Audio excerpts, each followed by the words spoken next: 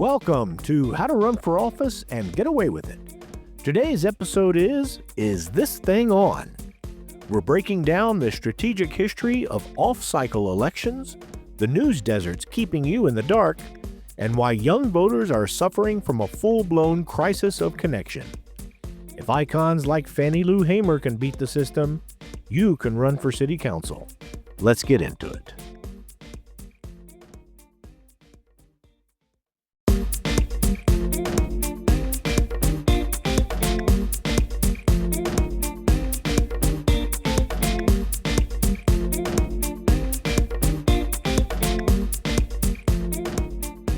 Welcome to How to Run for Office and Get Away with It. I'm Scott. And I'm B. And it's that time of year. It is. It's the end of the school year, which I'm very excited about. A lot of things happening. And Tuesday is primaries for a lot of places. For a lot of you out there. Here included. Let's see. It is definitely primary season in May. Yes. So who's had their elections so far this year? This May. Indiana and Ohio had theirs May 5th. Right. Nebraska and West Virginia had their statewide primaries on May 12th, which is also my best friend and soulmate's birthday, by the way. Happy birthday, Holly. Happy birthday, Holly. Happy belated birthday, Holly. Yeah. I miss you. She lives in Baltimore, guys. Let's see. May 16th was Louisiana, had their statewide. And then Texas yesterday had their primary runoff. And then, Tuesday, what do we got? We got Alabama, Georgia, Idaho, Oregon, Pennsylvania, and of course, Kentucky. Right here in Kentucky. That's right. So if you're listening to this podcast, just a reminder, if you're running for office, good luck to you. Yes. And if you're not running for office, make sure you get out and vote. Yeah, let's for all of you first-time candidates especially, but all you candidates that might be out there listening, I just want to remind you, you did great. You've worked hard. Thank you for your service running for office. We're all very proud of you. And if you don't make it past Tuesday, remember, running for office, you don't stop when you lose. You just regroup and try again. That's right. So we hope to see you out there on the ballot. In the meantime, coming up, it's almost summer vacation. It is. I'm excited this summer. I have a goal. I'm dead set on I'm going to begin my day in bed with a cup of coffee and a pastry and the news to start the day. That sounds amazing. I think it does. I think that sounds like a great way to start the day. If it's good enough for the Queen of England, it's good enough for you. She started her day every day with newspapers and like brunch with a mimosa with champagne, a glass of champagne or whatever. How is it that you plan on acquiring these things? Well, I don't need the champagne. And I mean, are you going to get out of bed to get them yourself? Well, sure. Or is that going to be my responsibility? No, it's not your responsibility. No. I mean, because I'll do it. Oh, I will make sure that you have tea or coffee and a Danish in bed every morning and watch the news. And that is so kind. But I'm gonna do this for myself is what I'm saying. This is why we have a coffee maker in the bedroom next to the bed, right? Right. This is something we've had for 10 years. We have the coffee maker in the bedroom. We utilize it on weekends a lot of times. So this is just a step up. We just need a pastry cabinet. I'm just going to put a little pastry cabinet there next to the coffee maker. There's room there. But it is a dream. I might just go with Pop-Tarts to start. We can't be too bougie. Maybe I just put a box of Pop-Tarts up here for now. And a toaster? Yeah. Because you won't eat them raw. In my head, for all of you listening out there who happen to be from Massachusetts, in my head, I always say Pop-Tarts. The way a friend of mine's aunt and uncle, they're all from Boston, have said Pop-Tarts to me once, and it was Pop-Tarts. And in my head, every time I say Pop-Tart, I hear them saying Pop-Tart. I love you, Massachusetts. Shout out to Boston. Shout out to Boston. What a great town. I love Boston, except for your sports guys. Sorry. It's O's forever. No, we're not even going to get into that. No, we are united in hating the Yankees. Let's come together under common ground. Let's not. Let's not alienate a city of 6 million I'm people not who alienating them. I'm just saying go O's. Go O's. support your O's. That's great. Yeah. And I'm supporting Boston. Okay. So, it's just in baseball. It's just in baseball, guys. It's all love. But we're we're very passionate about baseball. We're very passionate about sports on the East Coast, and we're very competitive about sports. Well, sure we are. But I think We're more in a basketball mecca in Central Kentucky. are. But I think we're more engaged in the sport where we are than people are engaged with baseball here, because you've got the Reds, but they belong to Cincinnati. There's not really, Yeah. People get excited about baseball and that, Louisville Sluggers and all of that, and love going to Louisville Slugger Museum. That's Sure. If you ever come to Louisville, please, Definitely please do. go see the giant bat. And go watch them make them. If you're a baseball fan at all, it's great. They've got a lot of history there. And you get the little mini bats, and they have all kinds of neat things. And they do different exhibits like women in the Women's Baseball League and all of that. But yeah, it's because we're just engaged in the sport of baseball. Well, I mean, a lot more. We don't have a local team. But right. And all the best we have is college sports, UK and U of L and that type of thing. So people are not as big of fans. Which actually is kind of what we're talking about today. We're talking about disengagement, voter disengagement at the local level. That's a hell of a segue. I know. So before we even, get into all of that, we got to tell these people who brought us here. Yes, we do. Running for office can be overwhelming, especially when you don't know where to begin. Be Political helps people just like you run for political office with the confidence of having a seasoned campaign manager. With Be Political, you'll find the professional advice you've been looking for, along with guidance and tools you can't find anywhere else. We'll help you stay organized and guide you in making important decisions about your campaign. From learning how to secure that big donor to choosing your campaign color scheme, Be Political is here for you. It's hard to know where to begin when you want to run. Start here. Be Political can show you the way. For all your campaign needs, go to bepoliticalllc.com. Now back to the show. All right, so what are we talking about today besides the primaries? Well, like I said, we're talking about local disengagement. We are talking about the reasons why people are disengaged from local politics, and also what you can do to overcome that in order to gain votes from people who were already going to the voting booth, but we're just going to skip your race because they weren't paying attention to local office. Right. And that happens a lot more than people realize. You have voter turnout that is meeting 66% of, the voter registration in that area. They're having a 66% turnout for federal elections. And then they've only got 29% that are voting in down ballot races on the same. And a lot of places aren't even getting to 66 in a federal year. Just in general, local elections see as low as 15% in their turnout. And when you're looking at your school board races, you're looking at turnouts of sometimes 5 and 10% at best. Are you talking about when these elections are held separately, or people are just not voting? Both are happening. For those parts of the ticket. Right. So both are happening. So it's a combination of people not showing up and people skipping voting on that part of the ballot. Right. Depending on where they are in the country, okay. Depending on how their elections are held. And we talked about this in the different types of races, whether or not they have their elections during presidential years or off years, different things like right. that. Both are transpiring, whether okay. because it's in an off year or people just skip that side of the ballot. So it's a combination of apathy for voting in general and apathy for certain races. Apathy, but also just lack of engagement and information. Okay. And we're going to talk about the root causes of that and how you can overcome that. But yeah, it is a combination of both.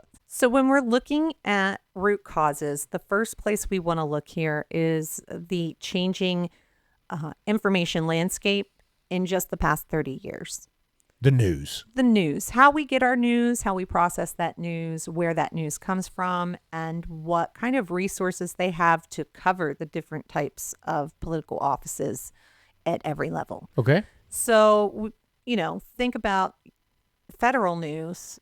You get that 24/7. Oh yeah, you can't turn your head without getting Some sort of something like that. federal news. Yeah. So right now, there are approximately 50 million citizens in the U.S. that live in counties that are at risk for becoming news deserts with only one local newspaper. Okay. And if they have that local newspaper, they're not publishing every day, and many of them are going to digital only because they can't afford the printing and the delivery. Right. So, And that's a big deal. Local newspapers have historically been the best source for news for small communities. Not everybody has radio stations or television stations, and newspapers are dying so quickly. It's really becoming a problem. and then on top of that, your local news stations, your regular local TV news that you have, well, they're typically covering statewide news. They're Primarily, not they're not able to really delve too far into local government. And you don't have anybody who's really a fourth estate watchdog, the fourth estate being the press, if you've never heard that expression. You don't have that fourth estate watchdog going to every municipal meeting, who's going to the fiscal court meetings to make sure that that's going in a newspaper or being able to be put out to citizens. So citizens have become completely dependent on local government to be transparent, which is not all that has not traditionally been the best circumstance, especially when you're talking about rural communities. That's where you see probably some of the most corruption that takes place in politics. So you have these rural communities that have no oversight from an independent body. And, a lot of times they don't even have the resources to have a full-time information officer for these small towns and cities to be putting that information out there for citizens to acquire. Right. They're lucky sometimes if they have a website that wasn't done by Angel Fire. For all you people who were born after the Reagan administration, Angel Fire is where us elder millennials used to build websites in the 90s. Yes. So I remember Angel Fire. do you? Oh yeah. Yeah. It was great. But It was so easy. it had a lot of sparkly GIFs. Yes, it did. It was a lot of sparkly GIFs. Yes. A lot of word animation. I think the farthest I ever got was building an under construction page. I built a page that was kind of like precursor to Facebook for my family. You invented use. Facebook. I didn't. I'm not going to. You did. The same way Al Gore invented the internet. No, I created a thing where each one of the family members, because I come from a very large family, could go in and post updates for their families. And I based it on like my mom's brothers and sisters would each get like a branch on a tree, and they could put updates for their family so that we could all go to one. That's brilliant. Yes. Hey, nobody steal that, okay? I might still do that. That's still a good idea. Okay, everybody forget she just said that. Forget I just said that. I'm copywriting it immediately. Back off. One of the issues that comes up with the demise of local newspapers is lack of oversight of local government. That's been a big benefit of having local reporting in the past.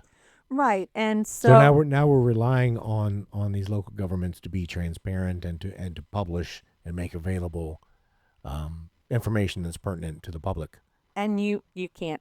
And it's inconsistent. It Let's is. just say that it's inconsistent. It's very inconsistent, and it is asking people who are in power to be benevolent enough to put out information that they may not necessarily feel positive about voters hearing about. That's why you have independent reporting. So Right. without that, voters have to work harder to get information about their candidates Sure. and even about what those offices are doing, what they're in charge of, what issues they're dealing with. A lot of times people don't even understand that the problems that they're having in their daily life, they don't need to call their congressman. They need to call their city councilman. They need to call the magistrate. They need to call the city commissioner or the county commissioner. There's, it may be right in their backyard, the person who's in charge of that, but they don't know that because all they hear about is their federal and Right. sometimes their state representation. Right. So people want and expect information delivered to them. So where do they turn? A lot of times they're going to social media, which isn't necessarily accurate. 90% of the time it's rumor of some sort and it's misinformation. There's also a generation of people who have relied on getting their information from a newspaper for decades, Right. and maybe they don't even know where to go on the massive interwebs to get that information, whether it's social media or whether it's local government websites or some other source. I mean, they don't even know where to go to get it, and it's certainly not being delivered to them. Right. And let's be honest, I was born a 65-year-old man, and I used to have a subscription to the newspaper. I don't get it anymore. They stopped doing delivery. They stopped doing 7-day-a-week papers. Then they stopped doing 6-day-a-week papers. And it just, they were too expensive. And I'm not looking up their paper online because I like holding the paper. I'm an old person. So, where these local papers have been bought up by conglomerates, even when they have a local paper, a lot of times the information that's being put into it is still not about local stuff. And because of that, a lot of voters, especially regular voters, they won't vote in local elections because they don't feel like they have all of the information. There's even a struggle to get out the dates when the primaries are. Sometimes, yeah. So how do you overcome news inequity? Where are people going for that news? They're going to social media primarily. Right. And so that's where you can utilize your social media to put out facts and information as much as possible, making sure that you have sources attached to it from reputable places. In other words, you can be providing the news for your area. You can be your own reporter. So being able to utilize your social media in order to highlight things that are happening in the area, highlight the news that's happening in the area, highlight the things that you're doing and responding to what your policies are or what your goals are in those particular events. Not only are you informing the public of the issues at hand, right? You're also showing the public that you are engaged in the community. Yes. And that you are familiar with the things that are happening and that you are involved in those things and that you are a person who provides information to the community. Right. And this is all part of your ongoing research that you're doing throughout your campaign, is that you need to scrub the different news sources or the different information sources in your area and forward those to, through your social media. And you become a person that people trust for information. Exactly. You become a trusted voice in your community for the things that are happening in your community. Right. And people become reliant on you for that information. So that's how you can overcome and actually work that to your advantage. You can also utilize social media to overcome the lack of knowledge that people have of particular offices. Exactly. As we were saying before, the news isn't reporting on it, then you can use your social media to explain what does the county surveyor do or some of these other positions that you might be running for. So this is an opportunity to educate in a dynamic and interesting and engaging way. what is the office that you're running for? What does it do? What's its duties? What's its responsibilities? What is the impact that the office can make? You have to go beyond just how you can affect that office. You have to actually explain the office sometimes. Explain the office. Then go into what it is that you are going to do in that office. Because now they say, okay, well, that's the tool. So why do we give that tool to you to use? Right. So that's the argument that you're going to be able to make while becoming a trusted source of information on social media. But start by educating your audience with what the office is, what it does, what it has the power to do, and then jump into why you're the best person for the job. Okay. And then, like you said, because of that lack of information, a lot of times it comes down to people don't even know when to vote because local elections are all over the place when they happen. So make sure that, Especially the primaries. make sure with the primaries especially, you use your social media to Right. get out the vote. All right, and I think we alluded to this before, and this seems to be a major problem is the off-cycle election hurdle. I mean, we were talking about turnout being in the 60%, 66% range for federal elections, and 5 to 10% sometimes for school board races, which are held in off cycles.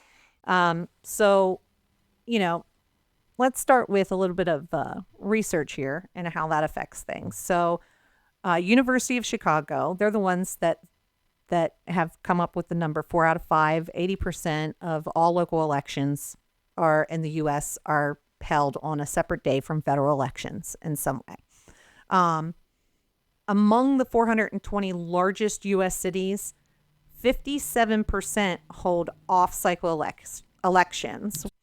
Okay, so why do we have off-cycle elections? Okay, so there's a strategy that it's intentional that's happening. So the progressive era, which would be in that post-Roosevelt era when we were doing a lot of public works and things like that, the intent was in that early and mid 20th century was from reformers. They wanted to move local elections to off cycles to insulate local issues from national partisan politics. So they wanted people voting on local elections and not mixing in local elections with their feelings of things that were happening at the federal level. Okay. So makes sense. that makes sense. The idea was to ensure voters were focused only on the mayor, only on the school board, Right. without influence about who was running for president or what those, it makes sense when you Sure. think about it that Sure. way. And it really worked well because everybody had a newspaper on their front doorstep in the morning and in the evening. Sure. And then they watched the 5 o'clock news, and that informed them on their state and their federal news. And so it worked. Right. That's no longer the circumstances that we live in. What ended up also happening as we had a deterioration of information about local politics from local news oversight, it's allowed special interests to have an effect on local government and actually influence keeping the system in place, because while it's become antiquated for voters and it's actually having the opposite effect now, they're benefiting. Those special interests are benefiting from having that. So they're influencing keeping those elections and those Okay. off times. Okay. It's much easier for them to mobilize their base just to influence one election to get what they need. It's getting a few hundred people to do something instead of a few thousand. Sure. So they like it that way in a lot of areas, and it makes people more detached from their local governments. Yeah. If you're a candidate who's running for the first time, you want to point out who has those special interests. Oh, yeah. Especially if they're not benefiting you. And especially if they're not benefiting the community, but especially if they're not benefiting you. Right. So you're looking at a turnout gap. So, there's a gap between these people who vote in federal elections and are voting in local elections. Right. So the turnout gap in California, when they sync their local elections to their federal ones, Right. they they increased their turnout in local elections by 30%. So they Nice. closed that gap a lot. Yeah. When they did that. Yeah. In addition, and for whatever reason, we think that this gap, and we can talk about whether that was a good thing or a bad thing. Were people just filling in bubbles? They didn't care. They wouldn't care one way or another. Were they placing informed votes Right. when they were voting in those local elections? Did they just pick and choose based on whatever? Or There's no measurement of the There's- engagement. there's no measurement of the engagement and that necessarily included in that statistic. It's Right. just how they closed the gap. But I They think, just had more people voting in those races. right. And I think that when you have a gap in voter turnout for your local elections, you have a representation gap that tends to take place as well. And that's because of who the gap affects. So that representation gap that happens tends to tilt towards, I know this is crazy, I know it'll shock you. The electorate tends to be older and wealthier when they're voting in those local races. Then when they move the election to on-cycle election times, it significantly reduces the racial and age participation gaps in voters, making the local government more representative of the actual population Sure. rather than just older, wealthier people, Okay. because they tend to be who show up, and people tend to vote for people who reflect themselves. So these off-cycle elections are not only affecting the number of people who are coming to vote, but who they are voting for. Right.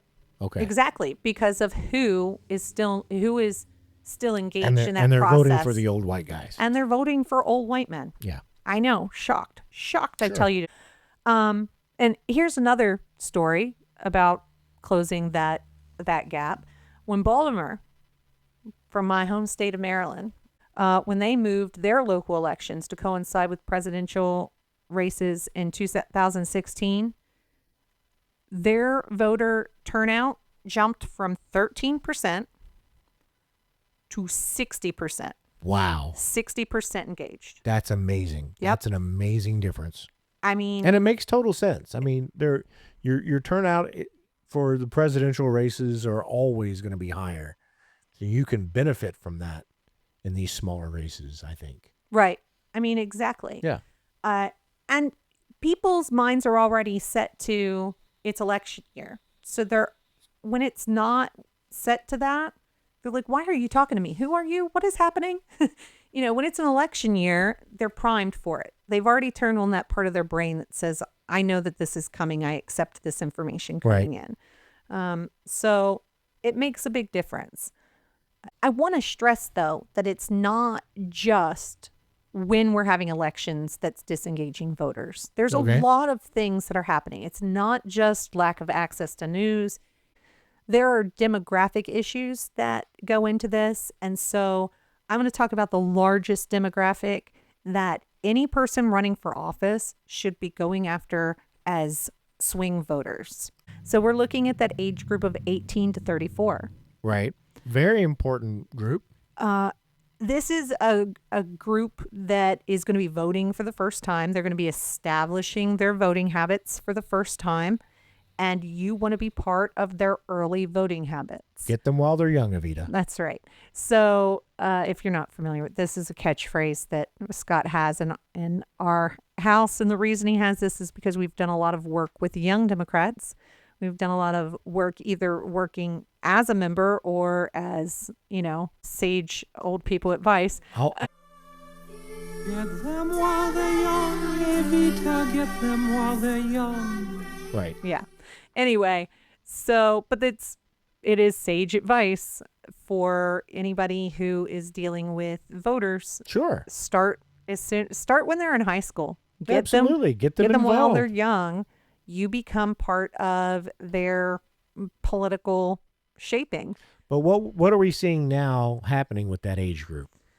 So they're not going to community events. They're not going, and if they do, it's not the community that they live in. They're commuting to somewhere to go to community stuff. They're not engaged. They probably don't even know the name of their mayor. They're just not focused on that. One of the reasons young people in this age demographic aren't involved in their community is that they really just don't have accessible spaces. They don't have some place to go. They don't feel like there's a space for young people Right. to go that's safe, or that's they can easily interact with others that share, any kind of ties with them or interests or anything Right. like that. There's just nothing available to them in their community that's for their age group. I know in our little burg here, we have very few social spaces.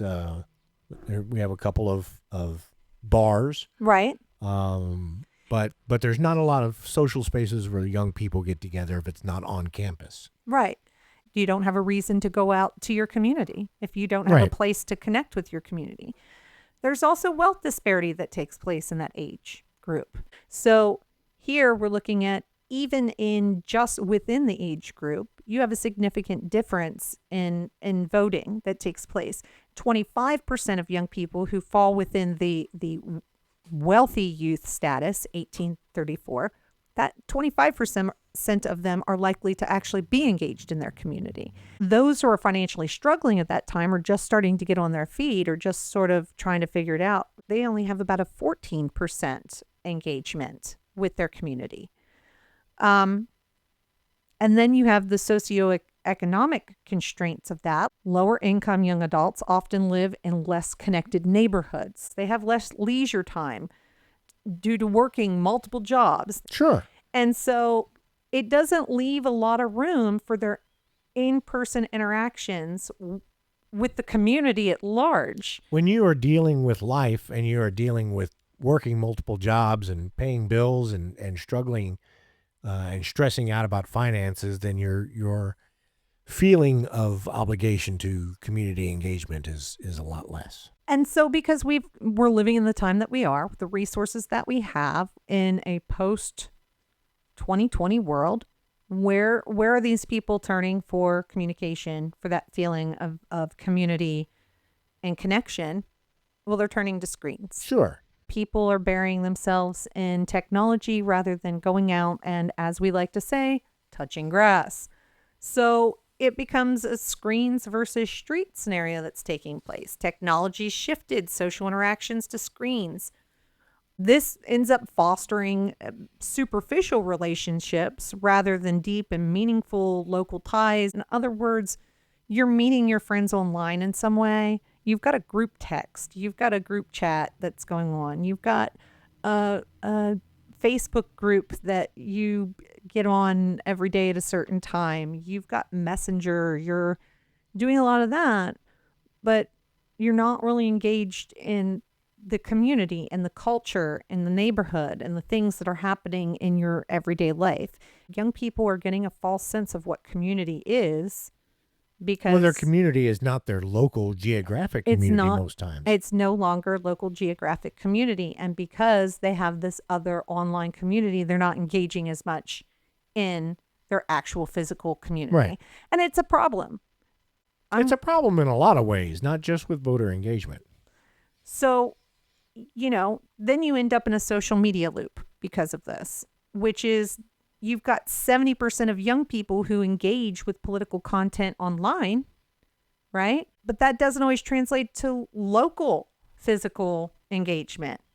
Nearly 5 hours a day on social media has been shown to double the risk of anxiety and depression, which further inhibits the desire to go out and participate in local life. So it's a loop. It becomes a never-ending cycle. And then you stay home and stay on social media, and because you're not involved in local things that are happening, right, you're not paying attention to it online. So you end up in the social media loop.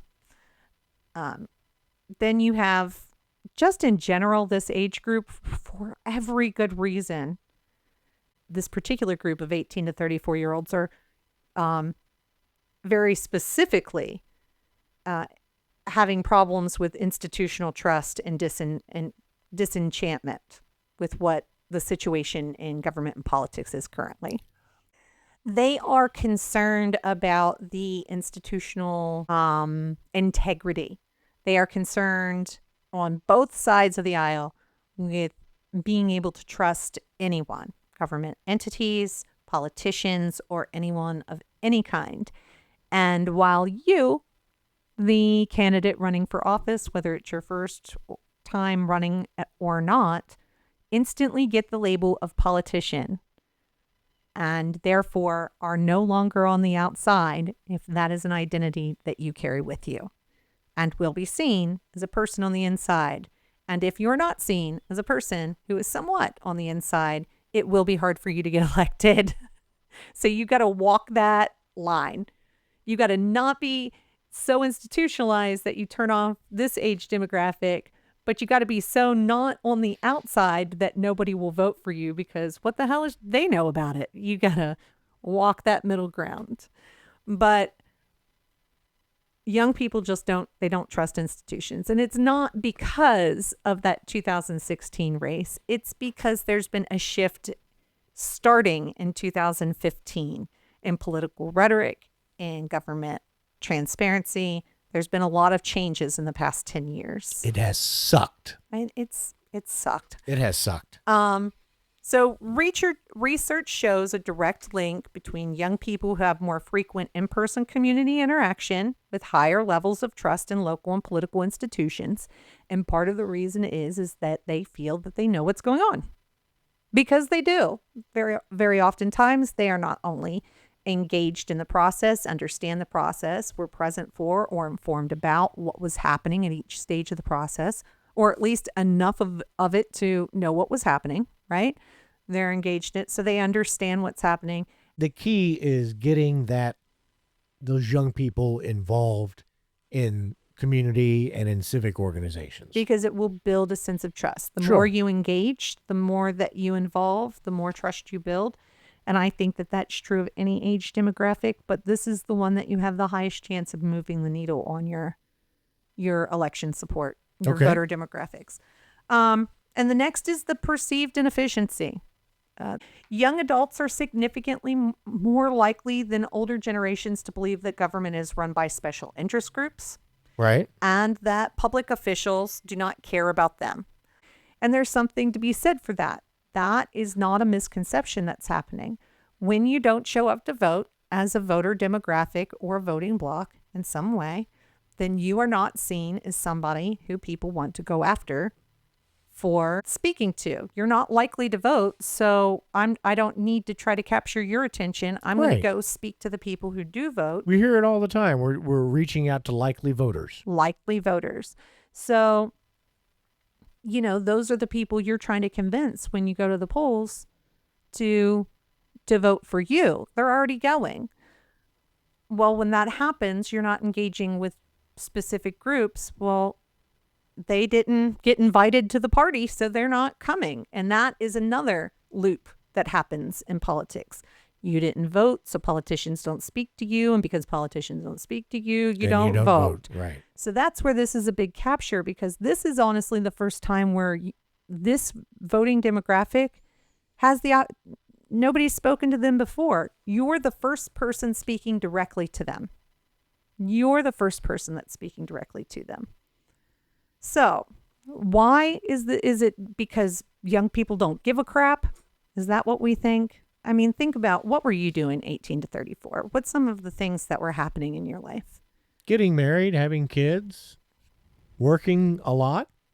I was not civically engaged when I was 18 to 34. Right. I had too much other shit going on. And I think a lot of people don't recognize that when you're 18 to 34, what's going on in your life? Well, you're going back and forth to college a lot of the time.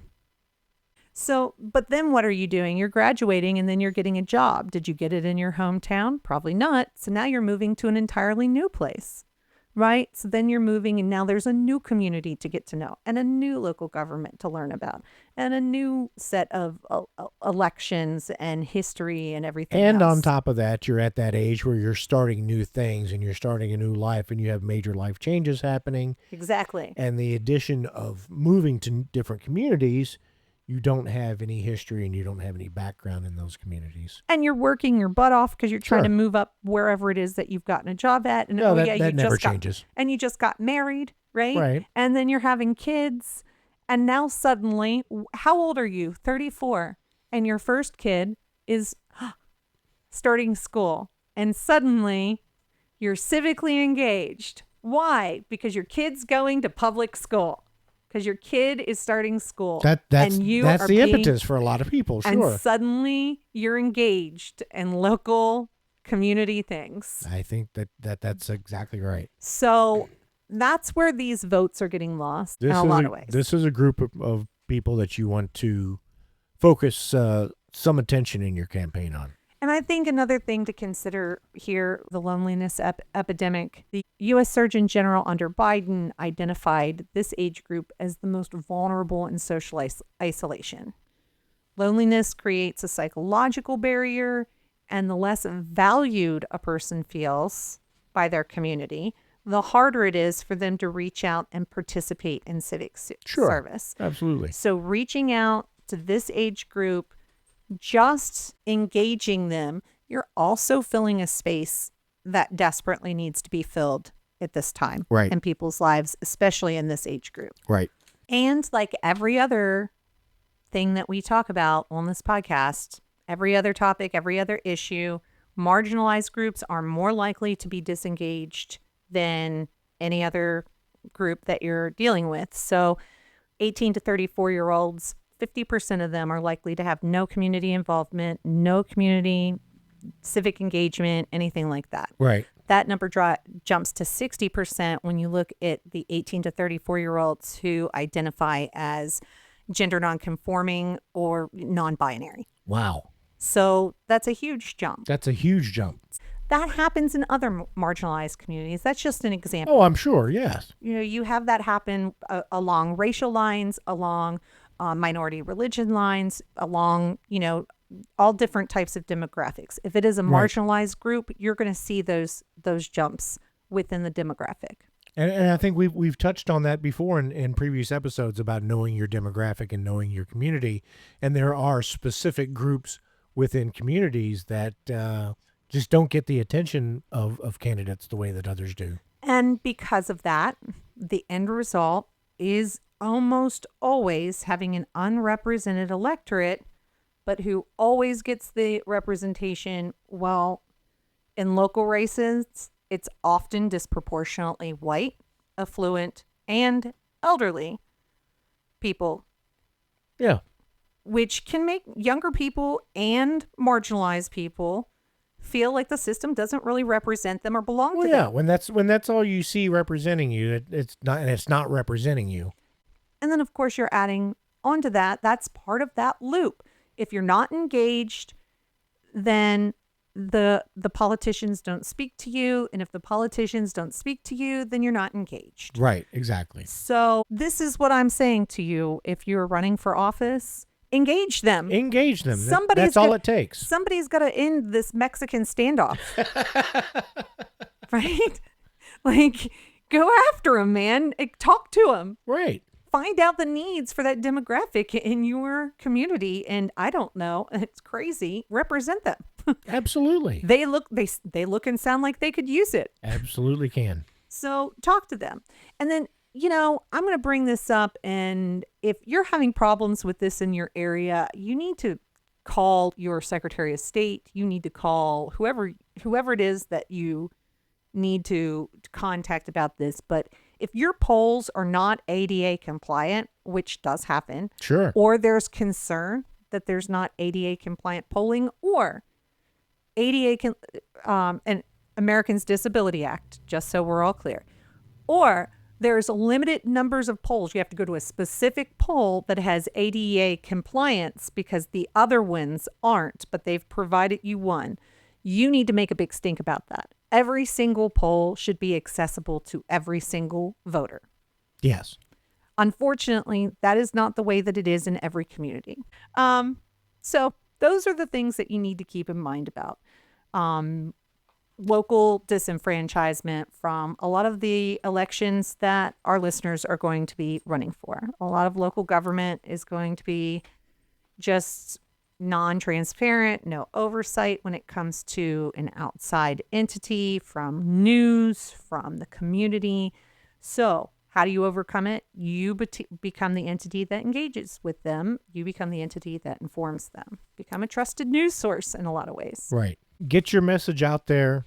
to the groups that are underrepresented and be the voice of truth. That is how you gain voters. And that's how you build trust in the community. All that talk about swing voters, everybody talks about independence, but it also means the people that show up to vote and aren't voting in that election. Right. Typically, you can get them to vote. They're already there.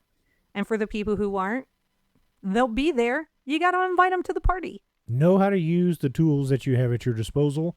And that's one thing that Be Political can do for you is we have our strategy sessions, which will teach you a social media strategy and how to communicate via social media to be able to get your message out there. That's right. Absolutely. Our strategy sessions for media can walk you through planning your campaign from before you even file to election night. We'll help you put together your social media plan, the topics that you're talking about, and everything in between when it comes to talking to your audience. Absolutely. We've got some really great history to go through today. I know it's a really important one too. It's very relevant to this topic and to news happening. And I'm not going to say how it's relevant to news happening right now. Oh, wait. Yes, I will. Tennessee and a lot of other things that are happening in the news. And so what I find particularly interesting about today's topic, which is the story of Fannie Lou Hamer. Now, I know absolutely nothing about Fannie Lou Hamer. So when I'm talking about this, I'm talking about voter disenfranchisement, especially at the local level, especially when it's done on purpose, and what happens when those people suddenly find out that they can be engaged. Okay. So Mary Lou Hamer was a 44-year-old sharecropper who lived in Mississippi. I don't know what the impetus was, what it was that the reason why she went to this meeting. But on August 27th, 1962, she went to a meeting that was happening at the Williams Chapel Missionary Baptist Church in Ruleville, Mississippi. And it was organized by the SNCC, that's the Student Nonviolent Coordinating Committee, which was them along with the SCLC, the Southern Christian Leadership Conference, who was also hosting that. They worked together to get young people especially, and disenfranchised voters, black voters, female voters, those folks involved in the democratic process. They're part of the civil rights movement that's taking place. So she goes to this meeting and something clicks. She finds out like she's allowed to vote. She had spent her life as a sharecropper, living, she's farming, she's living off someone else's land. And when it came to voting, Black people in her community were being told that's white folks' business. You don't need to worry about all that. White folks will take care of the voting and you're not involved. And of course, we're talking about a time period where people would get poll taxed and they would have to pass, the if your father wasn't registered to vote, then you can't register to vote, and all of the shenanigans that the South did in order to prevent people of color from being able to vote.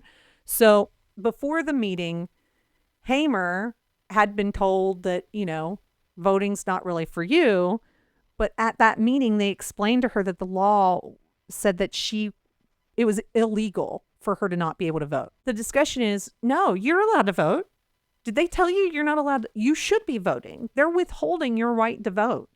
And then like a few days later, it's like 4 days later, it's the last day of August, she and 17 others got on a bus to go to the Sunflower County Courthouse and attempted to register to vote. So they gave her a section of the Mississippi State Constitution dealing with de facto laws and told her to interpret it. She failed her first attempt in August, so then she went back in December and took the test again and was finally told in January of 63 that she passed. Within 24 hours, her landlord evicted her. He told her that if she registered to vote, she was out. Like it was all over. So now she's really mad, right? So she loses where she's living.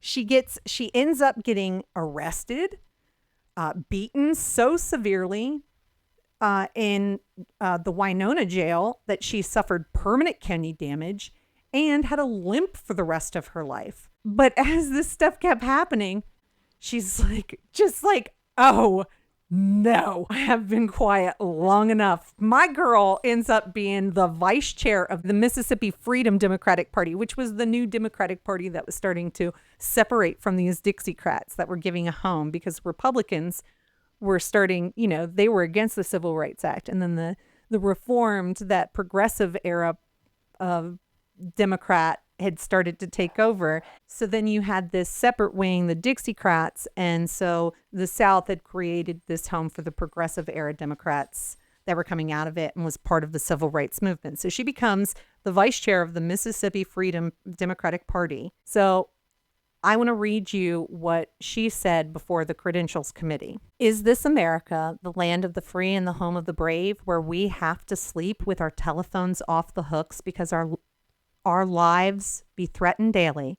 because we want to live as decent human beings in America? She wasn't just talking to the committee. She knew that her voice was carrying across the country. Lyndon B. Johnson was so intimidated by her raw power that she'd established so quickly. Like, think of this.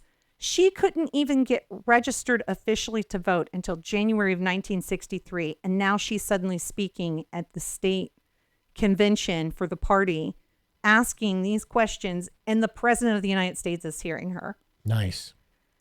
Right? And he's intimidated by her. He called a last-minute press conference just to get her off of television screens because of that. But it didn't work. Her testimony was broadcast later that night because of it, and the world saw her face as the face of the movement. So, she didn't stop at the ballot box. She understood that political power and economic power are two sides of the same coin. I think, this is a truth that we all have to get comfortable with. We can try to change it, but we need to be comfortable that that is the situation. And she started the Freedom Farm Cooperative to give Black farmers a way to own land and feed their families without being beholden to white landowners who kept them as sharecroppers. But she has one of my favorite lines, and you may not realize that this line originated with her. And I know it from being a kid who I've seen every episode of Good Times. But she's the person who famously said, "I'm sick and tired of being sick and tired." Yeah. Yeah. You remember it Oh, now? yeah. Does it fit? Absolutely. That was Fannie Lou Hamer. So the sentiment resonated whenever we feel like the system is too big or too broken to move. Hamer is the ultimate proof that a political system can be overturned by a person coming from anywhere as long as they are engaged. That's right. So go out there and get your disenfranchised voters. Absolutely. Find your community's Fannie Lou Hamer, because she was pretty cool. I mean, she had kids. This is not a single woman who did not have obligations. She had kids. She had a husband. Right.